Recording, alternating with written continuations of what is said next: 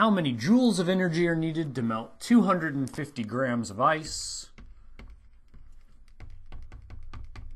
that are initially at -10 degrees Celsius? Well, the melting point of solid water to liquid water is 0 degrees Celsius. So before I can melt it, I have to take this ice at -10 degrees Celsius and heat it up to 0 degrees Celsius. So this is actually going to be two problems. Part one, I have to heat up ice. So that's going to be Q equals M times C times delta T because I'm changing the temperature. Part two of this is going to be the melting of the ice.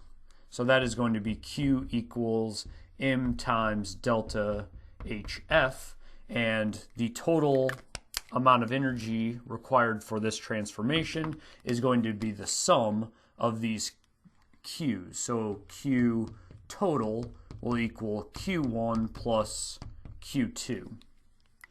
So first, to heat up the ice, we have the mass is 250 grams. Specific heat of ice. What is the specific heat of ice?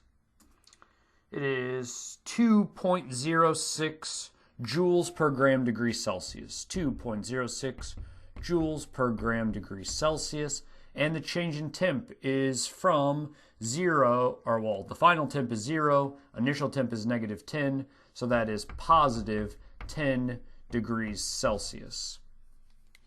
So that Q1 is going to equal, let's see, about 5,000.